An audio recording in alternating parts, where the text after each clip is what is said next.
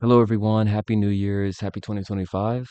And today I'm going to be showing you guys my progress on my latest endeavor, which is Flappy Barra. Basically Flappy Bird, but capybara theme. And yeah, so my adventure with C++, if you guys have watched my previous videos, you know that I have posted a lot of content about Rust and, my Rust game development stuff. And the reason I'm doing C++ at the moment is one, I've always been kind of curious about C++ and writing C++. Um, and the reason I stayed away from it was really the build, just the build environment, like comparing like CMake to Cargo, right?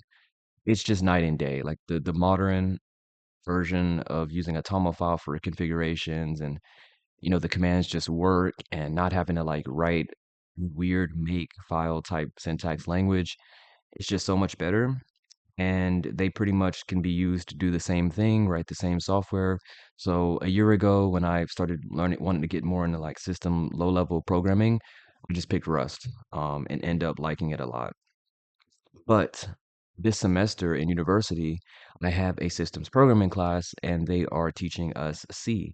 So to get familiar with, how C works, how header files work, how to build and run C, learn about pointers, structs, that kind of stuff. Um, Decided to make a few different games in C++. plus plus. Now, I like C++ plus plus more than C personally, just because it has things like vectors, it has strings. These things aren't impossible to do in C, but I'd rather build stuff than build the building blocks again.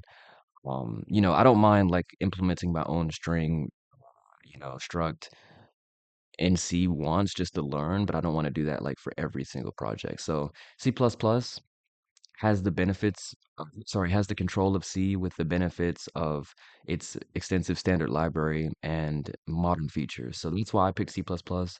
And I picked making games because it's a project that I can actually complete. Like after the game's done, we can just, I'll probably like throw all these inside a repo or something like learning Raylib. And yeah, I'll just leave the code there and they'll be finished, right? It's a project that I can actually finish. So yeah, C++ plus plus hasn't been as hard as I thought it would be to learn. I've pretty much just been going through this, from the Turno, this YouTube course, like learning C++, plus plus, which has been great, even though it's a few years old. Like, you know, it pretty much has a lot of the basics, and I'm only like one third through, like I'm on episode 22 out of 80, maybe like one fourth. Oh, 100. Wow. Okay. Less than one fifth there. But yeah, I've been going through this. I've been like having split screens, so watching, YouTube on one side and coding on the other side at the game and sort of just, listening in the background. I've been looking at the Raylib examples. I have this really good website which talks about C programming. I have the C++ Learn website open. That's my repo. And then I've also been using ChatGPT to kind of basically explain to me like, hey, like what does this error mean? Or, just asking like it questions about C++ and learning. So that's just how I've kind of been learning and self-studying and also while coding, which I'll show you guys in a little bit. So yeah, let's go ahead and jump into some code. And so here is the game. Um, I'm going to there is audio in the game, so I'm going to mute my microphone and unmute the desktop audio so that you guys can hear the game sounds without it like playing through my speakers at the same time. So, one second.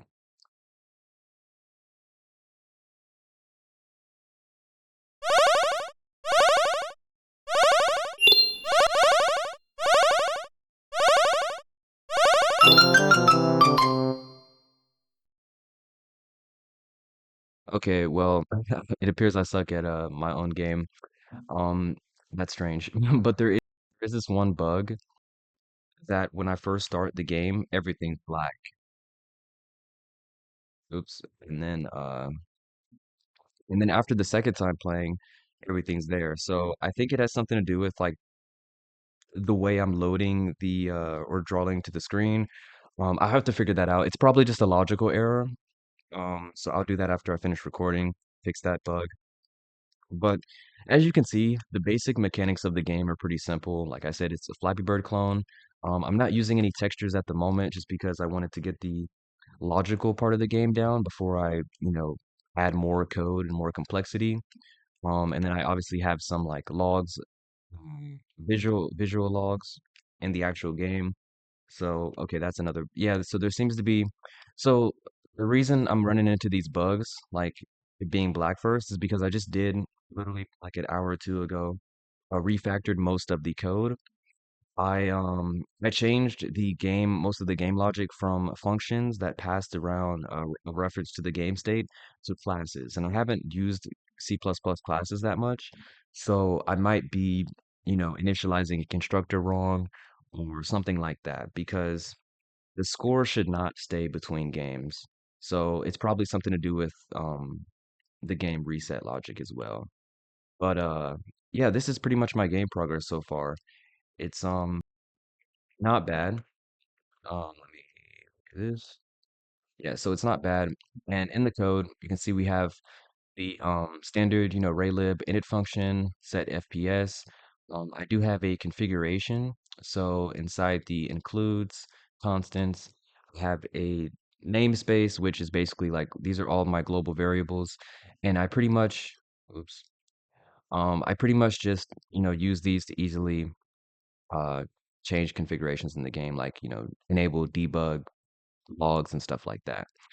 Um, again, global variables, these are just things that are used by multiple oh my goodness, multiple different files, and so it's really convenient just to include this, constants.h file, and then have access to these data. So like whenever you lose the game, it should reset all these values back to their default. So when you play again, the state's reset. However, that is not working, and I will debug that later. Um, but yeah, so basically, I have the game, and what we do is we first initialize this texture manager, right? So we create this variable so that we can later pass the reference to this class as a pointer to the game, right? Um, part of the refactor was before this, I had like just a bunch of functions that manipulated the data, and I would pass the game state to everything, but because I'm using C++, I thought, okay, why not make a class? So let's see right here. Why not make a class that just takes in a reference in its constructor to all our things, and this way all our functions can have access to this to these variables without actually needing to include them in every function parameter. Because one of the problems I ran into before this refactor was like I'm new to C, right? So sometimes I would accidentally like declare a variable as like const, right? And I would do that in the header file, or I would do that in the function like parameter, right? But not in the header. And so I wouldn't realize that because it wouldn't really throw an error, it just throw a warning until I compiled it. And so it kind of got annoying. And then I didn't want to like pass data. Like for example, if I passed, like const let's see, const game state, right? This function could take game state like that, and then this one could not be const. And inside the main function where I called them, right? It would just create like very weird behavior that I didn't really realize. And as the more I wrote the code, I started to get annoyed with that. So I thought, you know what, let's just refactor into a class and try C++ OOP.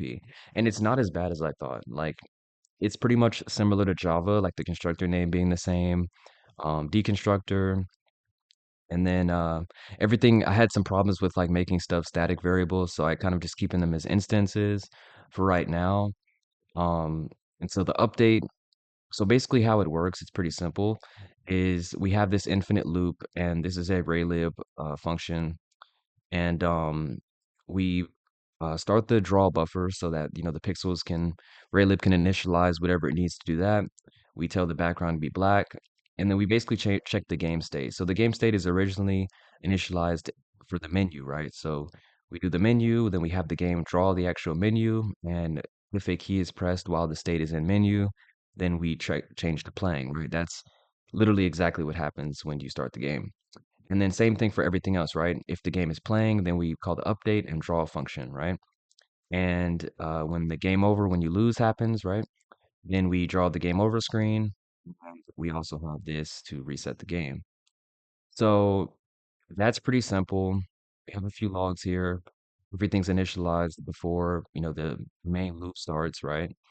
And I have everything being passed as references so that it makes it easy, right? Because in C++ by default, when you pass things to functions, they copy and not uh, and data that is copied will not mutate the original owner, right?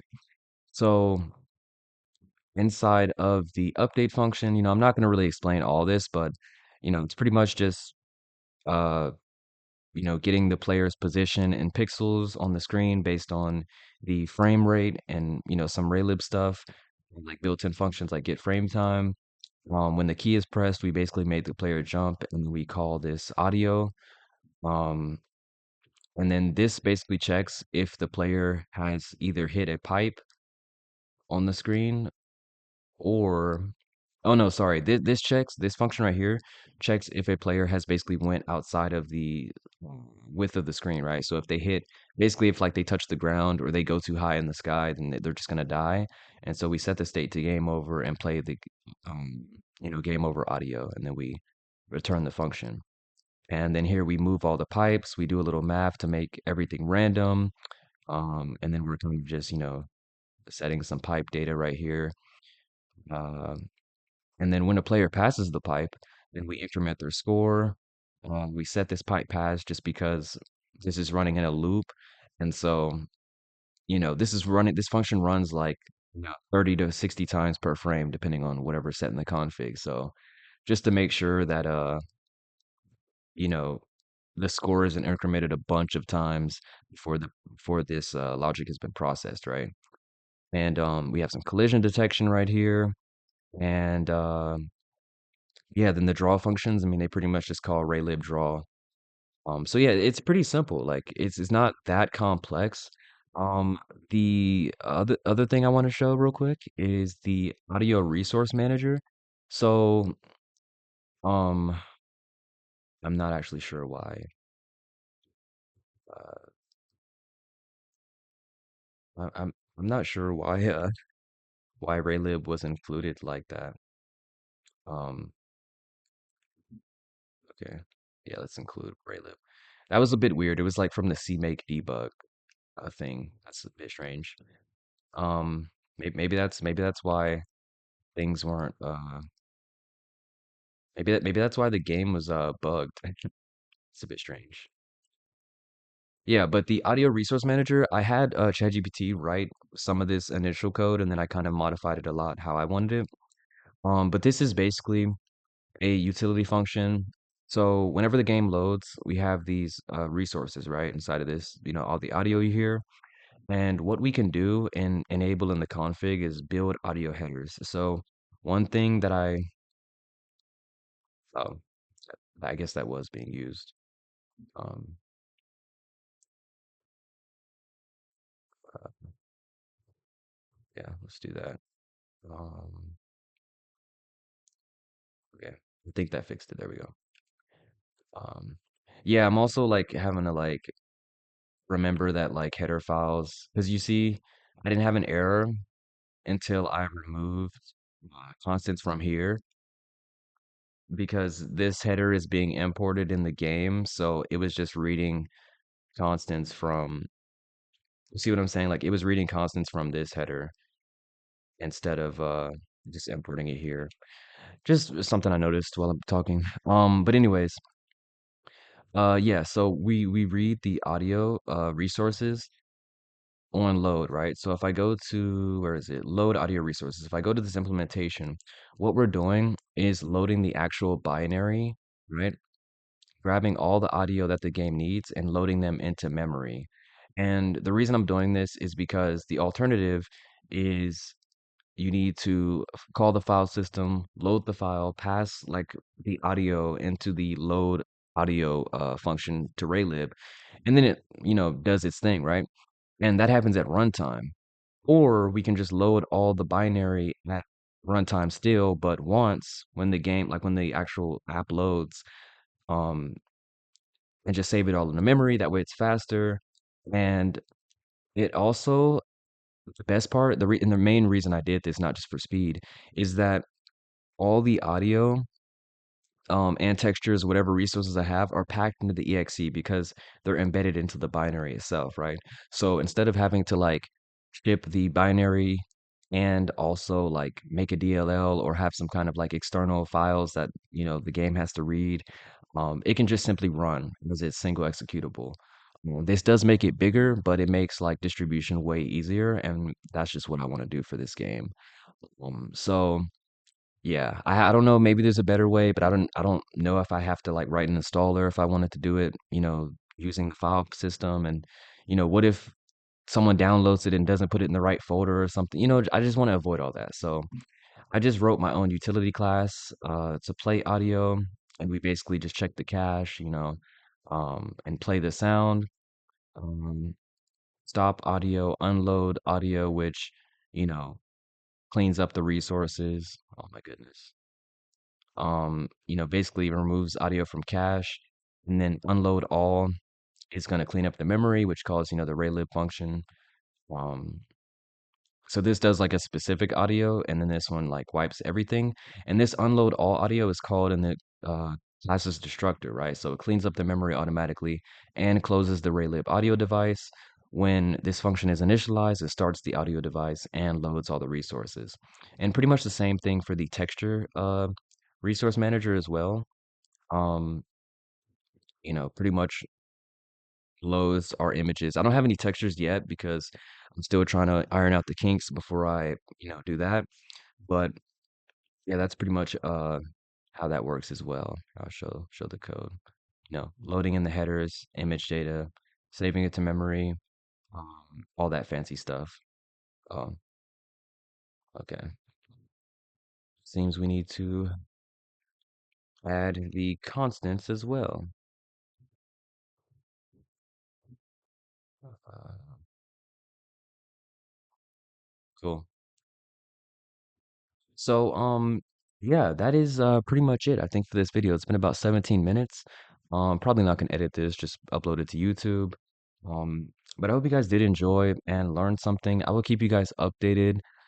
Uh, I hope to finish this game in the next few days. It shouldn't take me that long, although I'm gonna have to do some work in a little bit.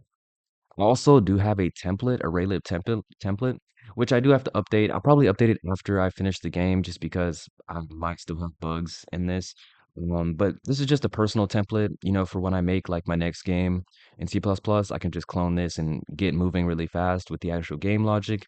And again, like I said, because C++ uses CMake and, versus the ease of Cargo, I don't want to have to like redo all these things, right? So I have this like library and I have the audio resource manager, which, I'm really gonna try to make this game like a good foundation where like I have, oh my goodness, I keep clicking that button. It's so easy. Like, you see that? Like, I don't like that. I don't like that it has that window when I highlight something. But like I was saying, uh, I forgot what I was saying. But anyways, I really want to make this a really good foundational game for the template, and then I'm going to redo the template. Like I want to add error handling, better error handling. I want to add better logging. I know that in C++ you can have like what do they call them? Commands that run before they compiles, like preprocessor. Yeah, preprocessor. I want to have something where like all like the debug logs are stripped out of the binary in release mode, but they stay in debug mode, stuff like that, right? Like I don't want any logs running. Um, I want to make sure that I have all the optimizations. I just want to try to get things right, and then I'll come back and update this template. So this isn't the best template in the world. I know it can be way better, but I'll probably fix that as I learn things and as I go. So that's the video. Thank you so much for watching this 20 minutes of me yapping about C++.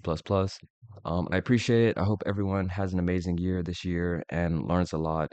And subscribe and share this video if you want, and I will see you guys in the next one.